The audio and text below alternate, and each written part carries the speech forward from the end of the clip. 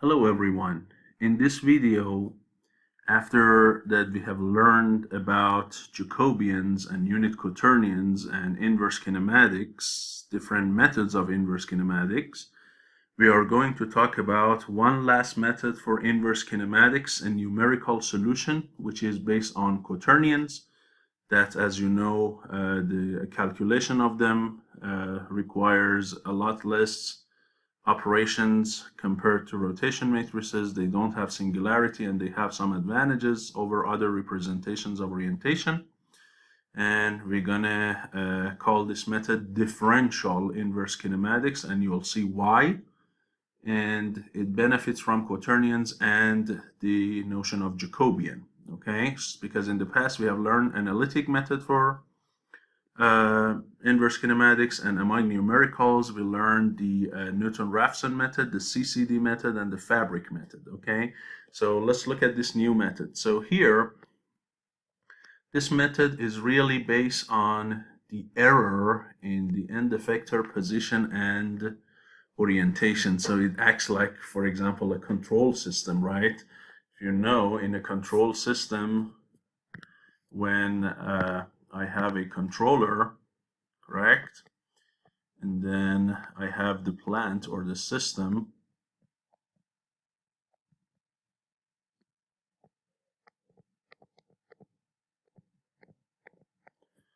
So the system has an output.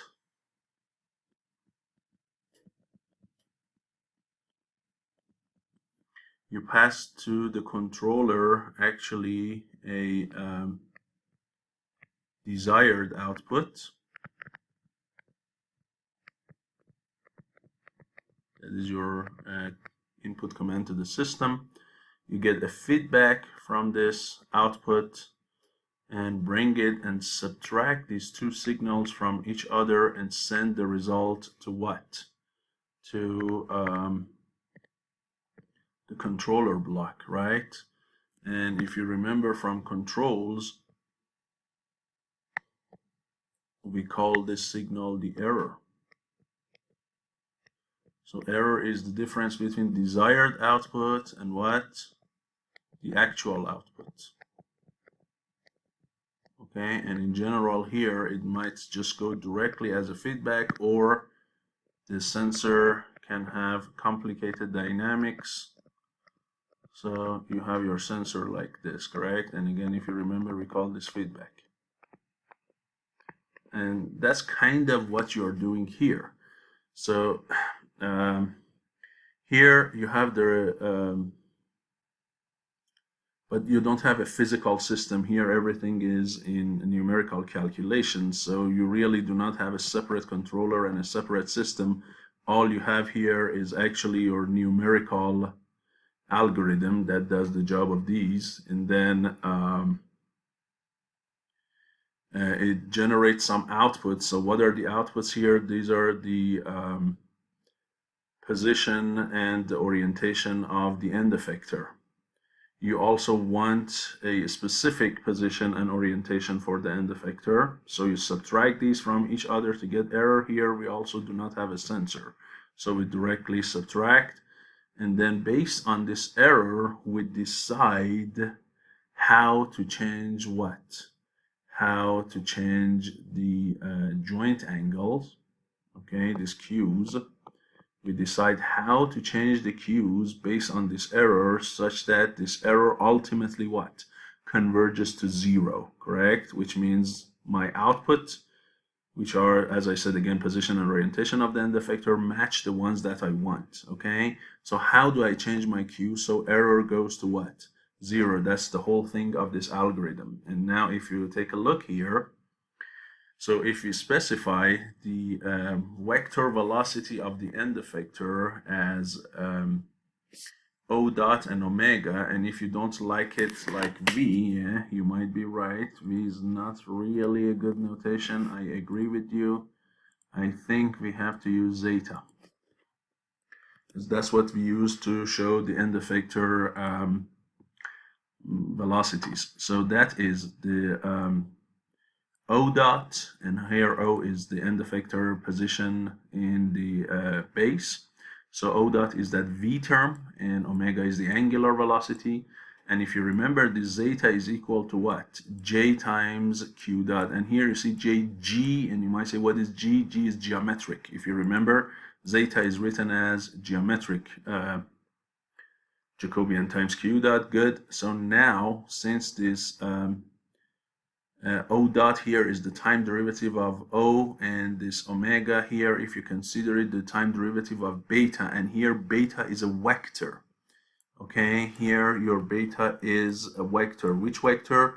It involves the three angles of the end effector, theta x, theta y, and theta z. Okay, so your beta here, as I said, let me write it down for you.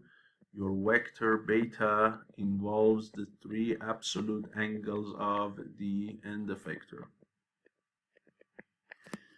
So the differential change in that and the differential change in the position of the end effector, you can write it as what? J of Q times dQ, correct? Because this Q dot is dQ over dt.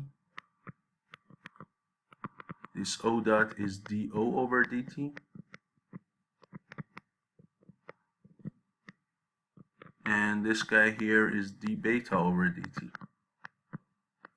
So what I did, I just canceled out the dt terms to get this one here.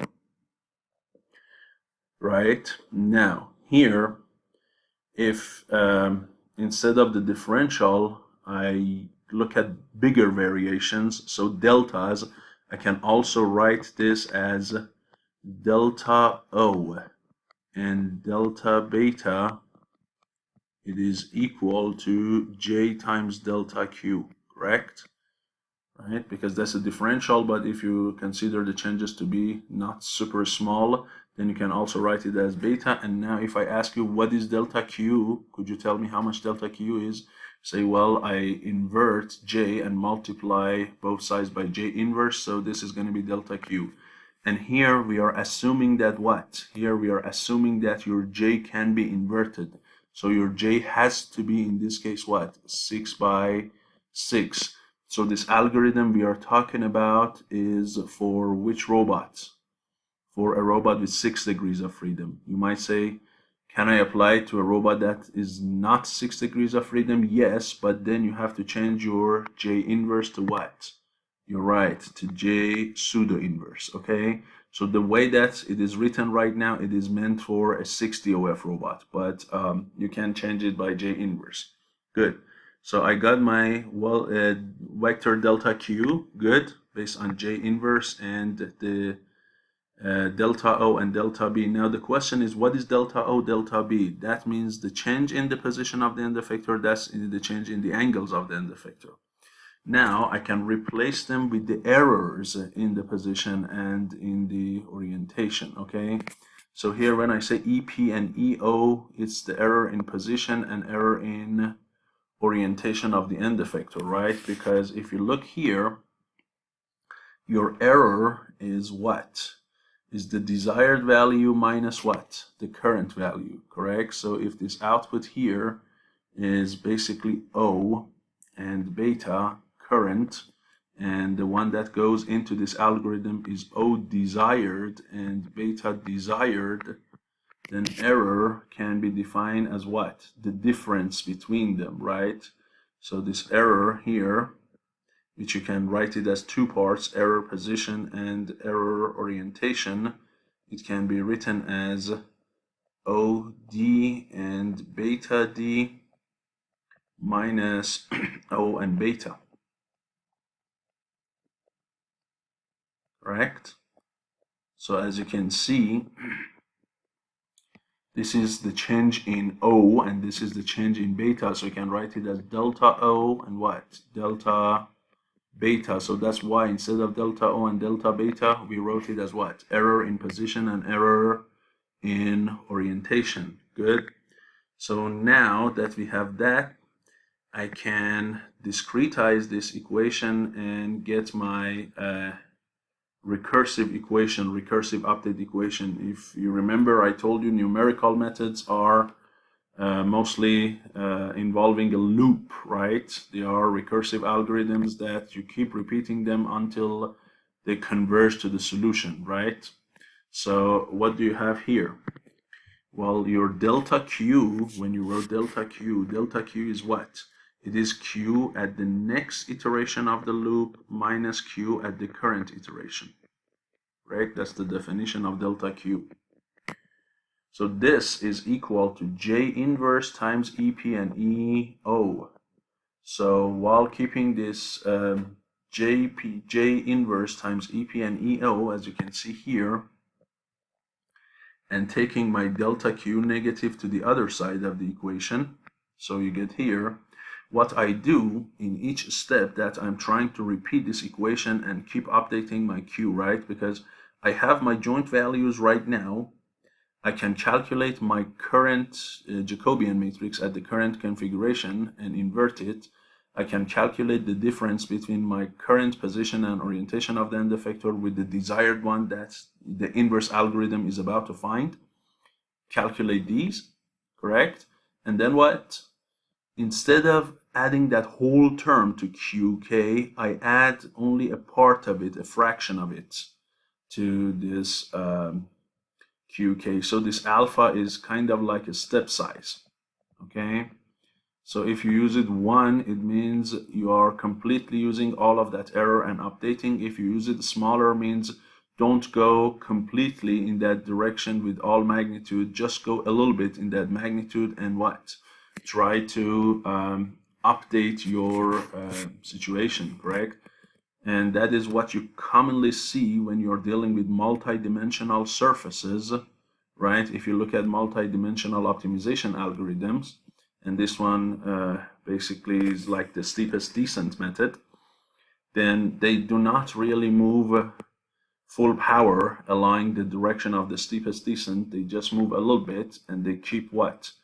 Re-evaluating whether that change in the values of Q made these errors go down or not, because these surfaces in general that represent the errors as a function of Q's are complicated surfaces with too many local minimas and so many things, and it's very easy for the optimizer to get trapped, okay? Especially if you take big steps, right? When you are in a dark room and you cannot see anything, and you want to explore the room and find out what is where, what would you do? If your regular steps are, let's say, 2 feet apart, correct? Would you go that fast and put your foot in front of the other one by 2 feet, or could you go a little bit slower and be more careful and trying to kind of tiptoe and make sure that you don't rush into wall or obstacle or anything, right? That's the same thing here. Those surfaces are too complicated that for the optimizer, it is kind of like walking in a dark room. So the optimizer doesn't want to rush it, and by taking a step large enough in the wrong direction, or it's not the wrong direction, but it is going to end up, it is going down, so the errors are going down, but instead of going to their global minimum, they get trapped in a local minimum, and then it's not going to go anywhere from that point on. Okay, get trapped. So it says, hey, go slowly and reevaluate, see if your error is genuinely going down, or you are maybe on a plateau, or there is something wrong. So if you choose this alpha to be big, you can even choose it to be bigger than 1, right? Which is not a good idea. We typically choose alpha to be quite less than 1. This takes more time for the optimizer algorithm to get your Q to converge and your errors to converge to 0, but it is kind of more conservative and helps assuring that you can converge. Okay, so if you use 1 alpha and you see your algorithm does converge, then you might bump up the alpha a little bit more and see if you can expedite the algorithm. But if for some value of alpha you see your algorithm is not converging, maybe it's a good idea to reduce the alpha and see whether your algorithm can adjust. Okay, so this step size is an important factor, and there is no super general easy way to determine that. There are some algorithms for trying to calculate this alpha in general, right? by going, I want to go along that direction as much as the value goes to minimum. There are some, but again, they have their own computational complexity and so on. And so this algorithm already takes a lot of computation itself. So adding more to it will make the inverse kinematics very costly. Okay, now what do I need to perform each and every step of this algorithm? Well, I need to choose a value for alpha. At each point, I need to have the Jacobian and then invert it. And to calculate the error in position and orientation, as I told you, these errors are what? These are the desired orientation minus the actual orientation, and this is the desired position minus the actual position, and this is the desired orientation minus actual orientation. Well, the question is, at any q value, how do I get the because these are just given numbers. OD and beta D, they are given to us. These are where I want to find the Q for them. So they are constant given numbers. The question is, how do I get my current orientation and the current position of the end effector given the Q? And so you say, yes, I can go there through what? Through the forward kinematics equation. So in each iteration of this loop, your forward kinematics algorithm should run. And your calculation of the Jacobian algorithm should also run, right? So behind the scene, for every step of this, the forward kinematics and Jacobian algorithm should run each time that Q gets updated. You have to run them one more time. And that makes this algorithm costly. But it's not just that. I'll show you that even calculating these errors, especially the orientation error, because we are using quaternions, to calculate that, it is actually needs some conversion as well, and that makes it even more computational demanding. So let's go and look at the basically algorithm, correct? The steps of the algorithm, and then decide how much complexity the algorithm might have, is that a good idea to use this algorithm, and so on and so forth. So what are the inputs to this algorithm? One, position, the desired position of the end effector in base. So E and B means end effector in base, and D here means desired. So you tell me where you want the end effector to be with respect to base, and you also tell me phi. So here it is using phi instead of beta. But that's the notation coming here from the reference textbook. But this phi is the same as beta, okay? That's the same thing. So if you want, I can go up and change all of those betas to phi to match this notation. But this phi is the orientation of the end effector, but based on what? Based on absolute XYZ rotations, okay? So this phi, as I said, here is what? It is theta x, theta y, and theta z, right? But here we are dealing with quaternions. So how would you go from these absolute angles to quaternions? Well, I guess you know that, right? When I have my absolute angles, I can create a what for them? I can create a rotation matrix R, which is basically a rotation matrix of x and angle theta x. And since it's absolute, you have to start from the last one actually. So it is going to be rotation of z and theta z times rotation of y and theta y, and then times rotation of x and theta x. That gives you a rotation matrix, and then using the algorithms we have for inverse orientation, we convert our rotation matrix into what? So this is rotation matrix of E into B. We convert that now into a unit quaternion with eta to represent the Q0, the real part of the unit quaternion, and what? Let's make sure, yeah, it is epsilon here.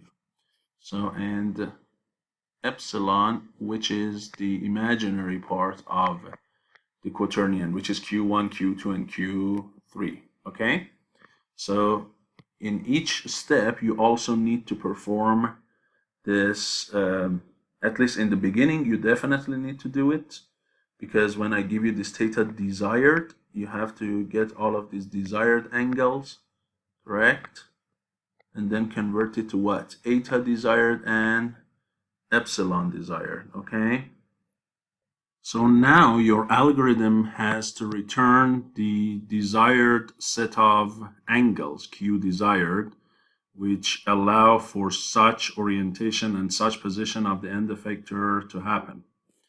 Okay, so you don't have any solution in the beginning, so you might first pre-allocate your desired values with a bunch of zeros.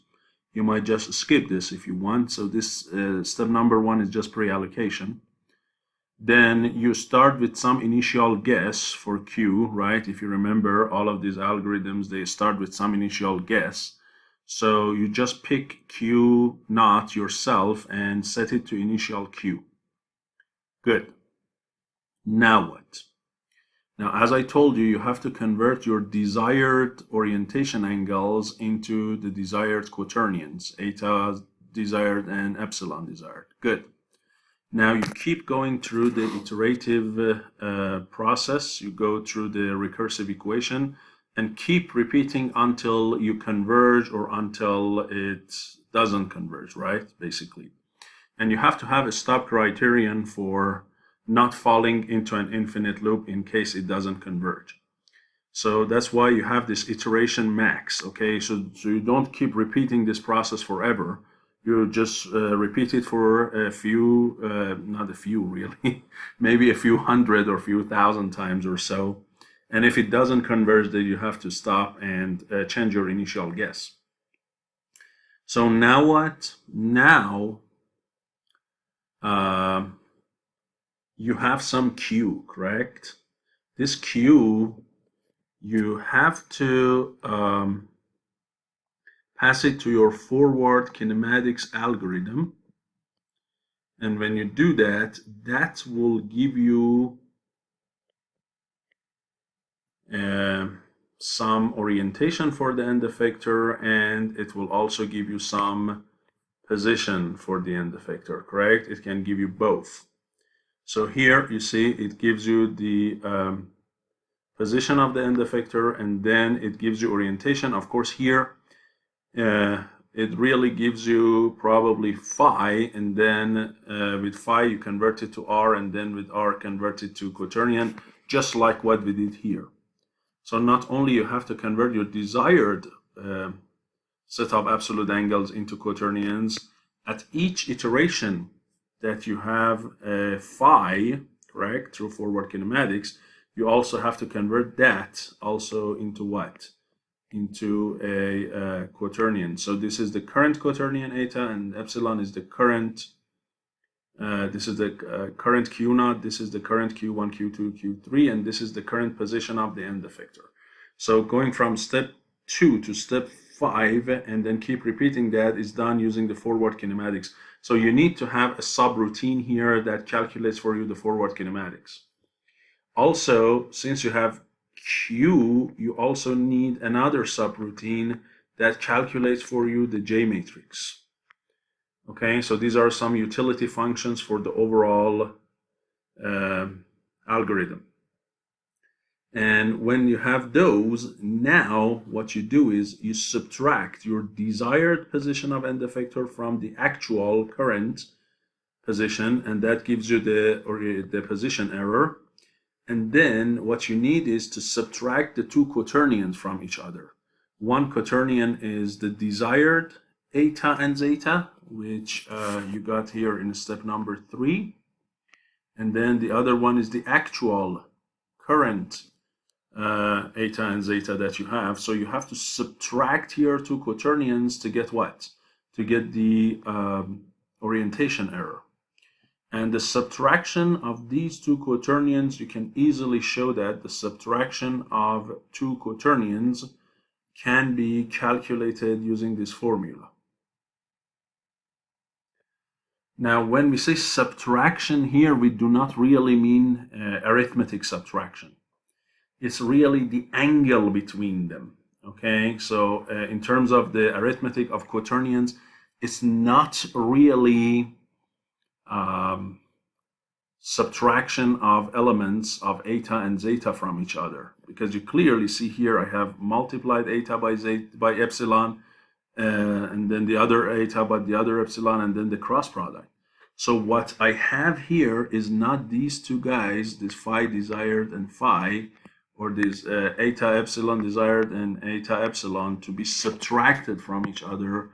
If you call this, for example, Q desired, right?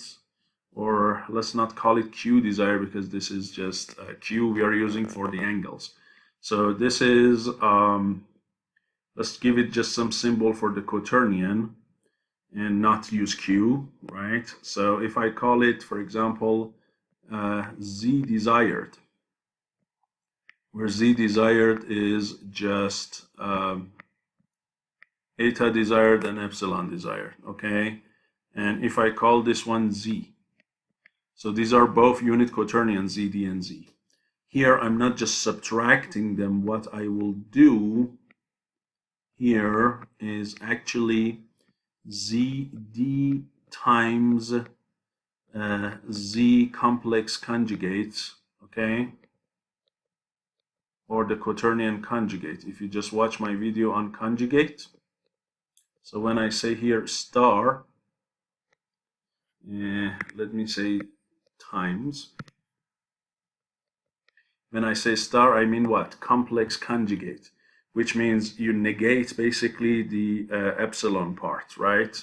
So this is like eta and negative epsilon. This is eta desired and epsilon desired, okay? You can show that if you multiply one quaternion by the conjugate of the other quaternion, this one gives the difference in the angle. This is the difference in orientation or the angles.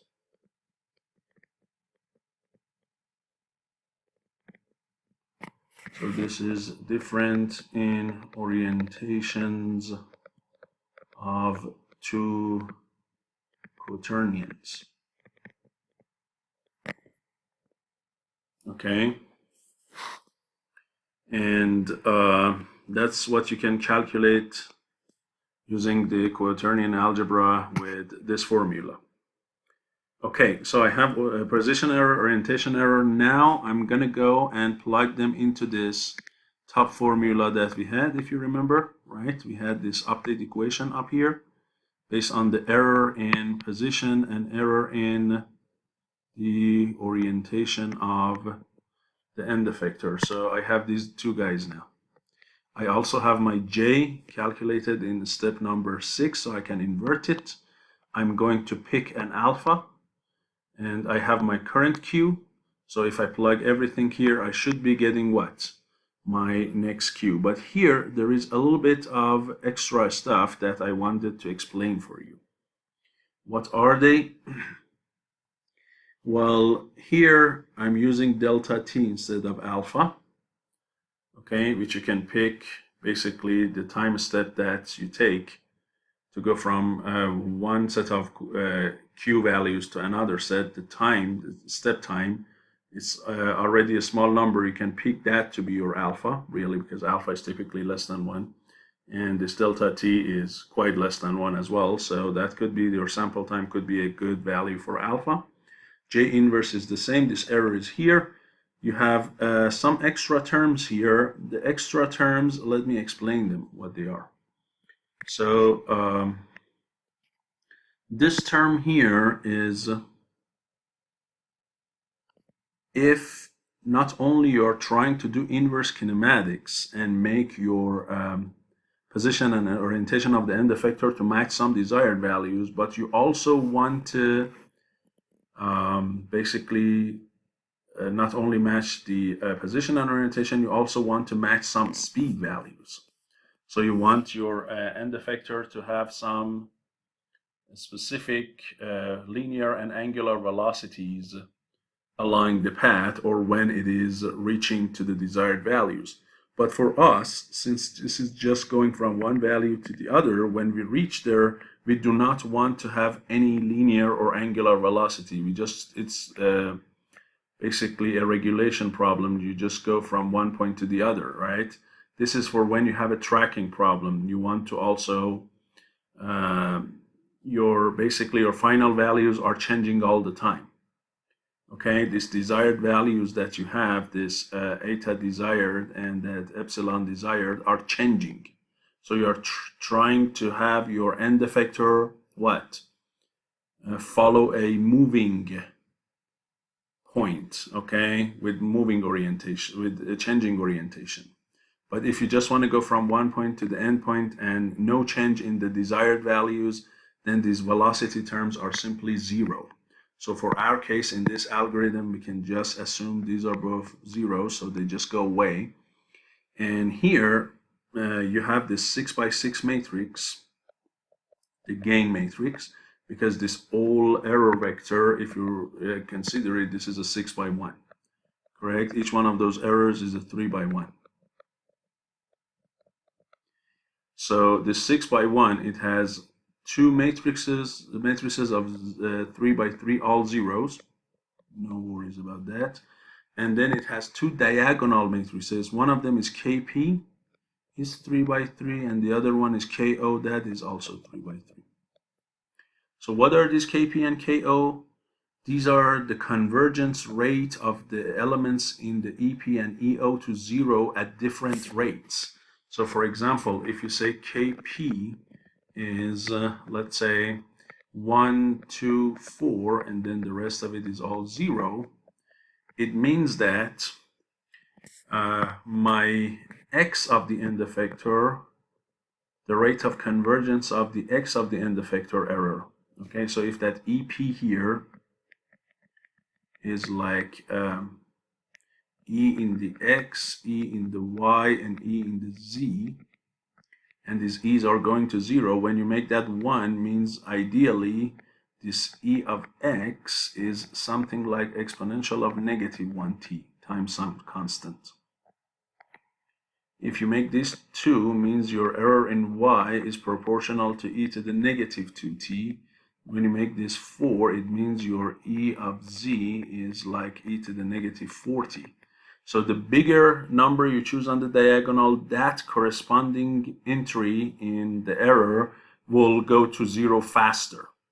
And since you probably want all of the xyz to reach all of them to the xyz of the end effector all at the same rate, you probably choose all of these numbers to be the same number. Unless you have a reason that you want your end effector to what? To reach the goal position, but not all of the coordinates of it. You first want the x of it to match that x, the y of it to match that y, then z, for example, right? You have some order in mind of a procedure that matters. Then yes, you try to use different rates. But if you don't care, you just want to go from here to here, there is no physical limitation, mechanical anything limitation, you probably choose all of them to be the same. The same thing for KO. KO is also, again, a diagonal matrix. And again, if you say, let's say 3, 5, and 6, and a bunch of zeros, it means that if you have now EO is the bunch of errors in theta x, in theta y, and theta z, again, it means that, for example, your error in theta x is proportional to e to the negative 3t. This is proportional to e to the negative 5t, and the error in theta z is proportional to e to the negative 6t. Okay, we typically use all of the 6 diagonals to be the same number, so all of the error terms will converge to 0 at the same rate. But if you have priorities for one of them to converge faster or slower to 0 and match the desired value, basically you can choose a bigger number for it. Okay, so here all we do is just choose a bunch of constant numbers, and if you do that, all that whole matrix will be that whole KP00KO is going to be just a big 6 by 6 diagonal matrix, where all of these diagonal elements can be, for example, whatever you pick for KP and KO. Let's say 3, 3, 3, 3, 3, 3, and everywhere else it's 0. If you choose these diagonals to all be the same number. Otherwise, you will get what? Different numbers on these diagonal elements. But that's all it is, basically, that matrix. It sets the rate of convergence for each one of the errors individually. So you keep updating your Q, and ideally, based on your control law, your error should converge to 0 if your initial guess Q naught was in what we call the domain of attraction of the global minimum. This error keeps going down to 0, and you stop when the norm or the magnitude of the position error vector and the orientation error vector falls below some threshold. Let's say if you want it very accurate, you go 10 to the negative 4. If you want it to be relatively good, you might just choose a little bit bigger number, 10 to the negative 3 or 2. The tighter you choose this threshold, as I told you earlier, the more time, the more iterations it takes to converge. And when finally it converges, whatever Q that you have at the end of the iteration, you'll return as your QD. If these conditions are never met, and instead the max iteration arrived, and your I becomes equal to or bigger than max iteration, then you return what? Nothing, because your algorithm did not converge. What you need to do is to go back to step number 2, pick a different Q naught. So here you pick some Q naught, correct? So again, if I want to say input, output, and what you pick in this algorithm, what is given to you is the desired position and orientation of the end effector. Okay, they are given to you, and typically phi is given in terms of absolute angle, so you have to do the conversion to quaternions yourself in your algorithm. What you can pick is really the iteration max. You can pick that. You can pick alpha, which in this case is the same as delta t. And you can pick the gains in Kp and Ko.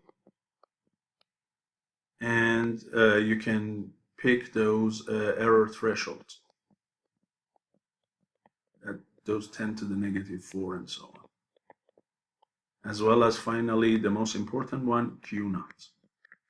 So all of these guys, 1, 2, 6 gains here, 2 thresholds here, and the values of Q naught, 6 values, all of those numbers you have to pick. And as I said, Kp and Ko in general, they are not as critical, because if your algorithm converges, ultimately they will converge. But if you see the errors, if you look at your plot, for example, you see the iteration max has arrived, and your algorithm doesn't return convergence. But if you can look at the record of the error in EP and EO, if you look at these norms versus iteration, right? So you go and plot the norm of EP versus the loop counter, or EO, you see that it was going down, but it didn't go below that 10 to the negative 4 threshold. Then what would you do? You either increase your max iteration, or you bump up your Kp and Ko, so you accelerate this, so in the same max iteration it can converge, right? But it has to have what? A monotonically decreasing pattern. If it goes something like this and then it starts oscillating and so on, may or may not converge. So you can try changing those. You can even try changing your alpha, make it a little bit smaller so it is a little bit more conservative. And when you choose alpha smaller, you have to increase the number of max iterations. Okay, so you allow it enough time to converge. And if with all of this still not converging, I recommend you go back and change your Q naught and try different Q naught values. So in general, this is an algorithm for inverse kinematics. Why do we call it differential? Because you clearly see that the relations are differential, or your Q gets updated through the differential of differential changes in the position and orientation of the end effector, or through the error in position and orientation of the end effector. So because of the differences that you see here, these difference values, error is a difference, we call it differential inverse kinematics. And clearly, it is using quaternions to represent orientation, which brings more stability to your solver, doesn't trap in singularities, and then the required operations are quite less than your rotation matrices, right? It's quite less than that. So it is important to not have singularity, because once you go from your initial Q to the final Q, maybe as you update your Q through the loop and go there, somewhere here, go through what? Go through a singularity in between. So if your orientation representation has a singularity, when you get close to singularity, guess what happens? Your J is not going to be invertible anymore. Determinant of that is 0. This guy doesn't exist. And then your update equation will completely blow up and you won't get anything. Okay, so it's not a good idea when you are using inverse of J that your J becomes singular at any point in between. And that's quaternion. Choosing quaternion guarantees this guy will always have an inverse and it's always invertible. Okay, so that's the advantage of using quaternions. It adds a little bit difficulty to the process, but it's not really hard. Going from some absolute angles to equivalent quaternion, that's not the hard thing. In MATLAB, you can just simply use the command rotation matrix or rot m to your quaternion, right? So the command is rot m to quat. And then once you have these absolute angles, just plug them into this formula and get your R, and then pass that R to this command to give you the quaternions. Okay, and here, just to finish this, I'm going to show you a MATLAB code, a demo code that I wrote based on this algorithm. So here is the code, and I really pass to it rotation matrix and a position vector desired. So my position vector desired is this set of numbers x, y, and z, and my rotation matrix came from rot z of this angle, rot y of this angle, and rot x of this angle. So it gives me a desired rotation matrix, which I can convert into quaternions. I start with some initial Q naught, pass it to my 60OF inverse kinematics algorithm that works based on this method. So I pass to the desired position and the rotation matrix and the initial Q, and it should give me back my Q for the convergence, after the convergence, and the history of position error and orientation error. So these are vectors from the initial to the final value of each one of these error vectors. So I pass it to them and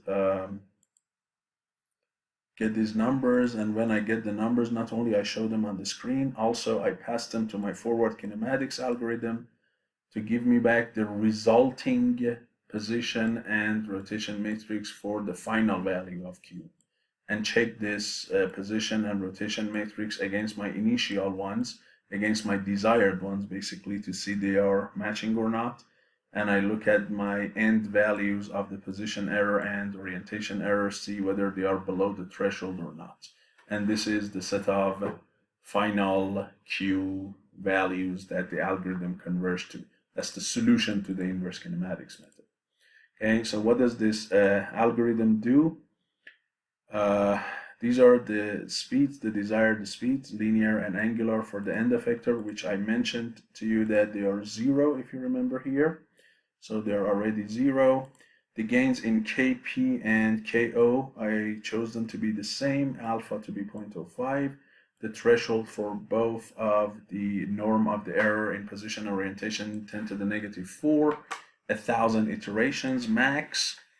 And here is for a 60OF articulated robot. All 6 joints are rotary.